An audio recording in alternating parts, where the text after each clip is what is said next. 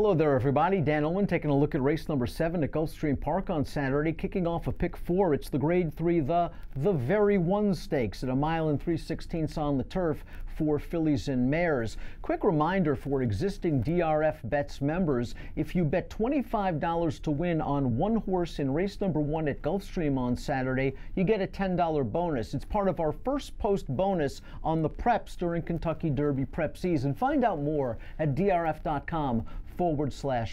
Let's meet the field for the Very One, going 1 mile and 3/16. And your morning line favorite is the classy and talented Holy Helena, who won this race last year with a 93 Beyer speed figure. She's earned $1 million in her career. She has won such valuable races as the Woodbine Oaks and the Queen's Plate, but I just wonder if maybe she's lost a step at the age of 5. Her most recent start in the La Prévoyante was a good effort, but sort of just an even 6th. And she's riding a little bit of a losing streak right now. She's lost 6 races in a row coming up to this race, and I'm just not sure if Holy Helena, in the form she's in right now, is worth a wager at odds of less than 2 to 1. She is 9 to 5 on the board. She goes out for Irad Ortiz. Her class lines speak for herself.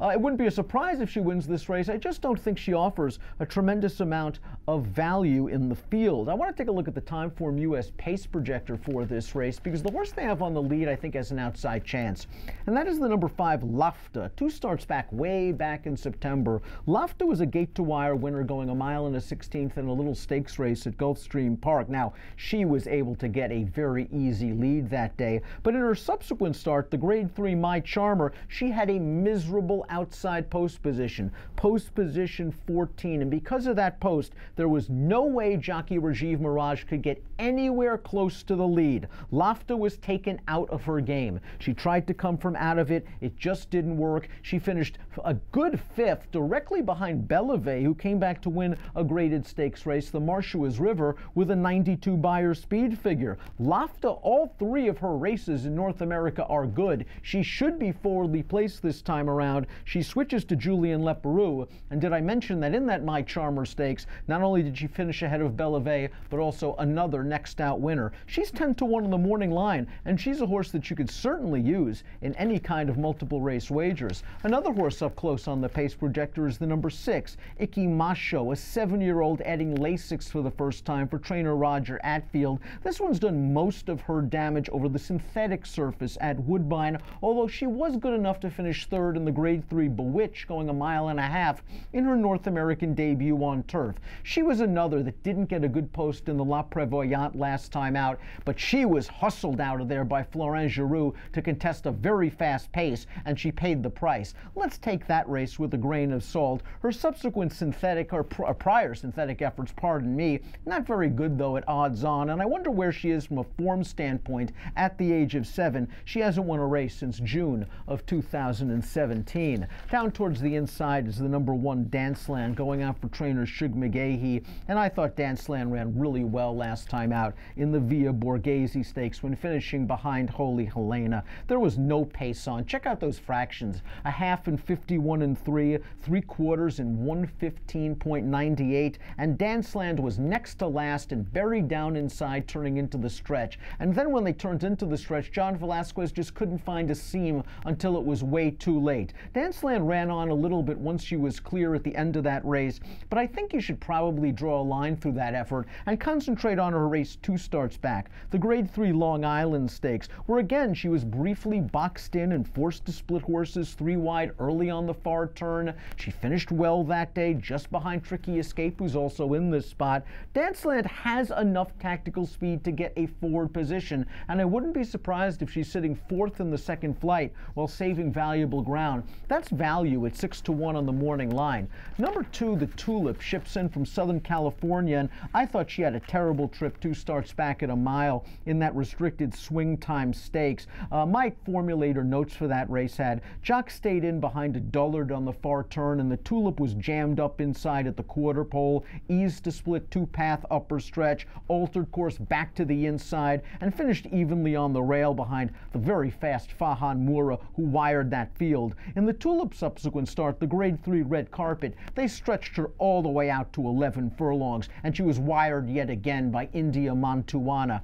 I think she's a little bit dirtied up, and I kind of like the fact that trainer Patty Gallagher's getting her away from some of those rock-hard Southern California turf courses and taking a shot here in Florida. She does not have a lot of speed. She's going to need pace and race luck, but the Tulip's a little bit better on paper, a little bit better than she looks on paper, and if she gets a pace, maybe she'll come with a little bit of a late run. The number 7 is Tricky Escape, a real honest horse that's earned $887,000 in her career, and last time out, her first start for John Service, she made a very early 5-wide bid down the backstretch to attack for the lead, and she faltered in the lane. It's quite possible she needed that race, and that race was a good building block for her second start of the form cycle. And you'll notice the last time she ran second off the layoff, she was the winner of the off-the-turf Weah Stakes at Saratoga with an 86 Beyer speed figure. She's another one that has a good amount of early speed and can adapt to the pace situation. She's very solid and would not be a surprise. The formulator fact horse in the race is the 8, A.A. Azula's Arch, who will be making her second start as a 4-year-old, and trainer Kevin Attard does very good work with these kind of horses. Over the past 5 years, with horses aged 4 and older making their second start off a layoff in turf routes, he's a 27% trainer with a $3.69 ROI.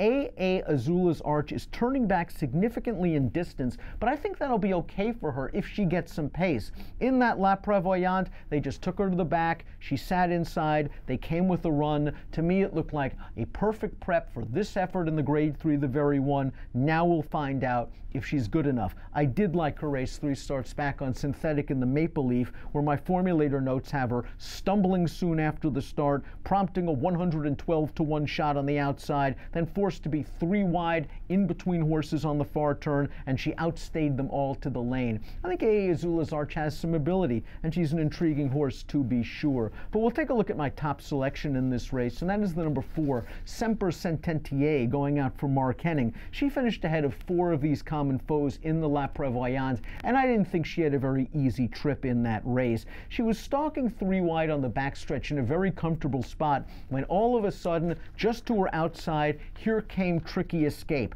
and that forced Semper Sententier and John Velasquez to go absolutely all in with a half-mile to run. She showed a good turn of foot to make the lead and clear over to the rail with 3 furlongs to go. She put away Tricky Escape turning into the stretch, and she just got tired late. I like her cutting back a little bit in distance. I like her tactical speed, and despite the fact that she's still eligible for a non-winners of 2 life race, I think she has some upside. This is only her second start as a 4-year-old. She's only raced 6 times. Maybe we've seen the best from some of these other fillies and mares. I don't think we've seen the best from Semper Sententier. She'll be my top pick in here. I also want to use a little bit of Lafta, the number 5, whose form I believe is dirtied up. I'm going 4, 5, 8, and 1 in the Grade 3, the very one stakes, kicking off a pick 4 at Gulfstream Park on Saturday. And again, if you're a DRF Bets member, make sure you get that first post bonus on the prep days. Bet $25 to win on 1 horse in race number 1 at Gulfstream on Saturday. Get a $10 bonus. Learn more at drf.com/preps. Approximate post time for the very one, 2:30 Eastern. Good luck.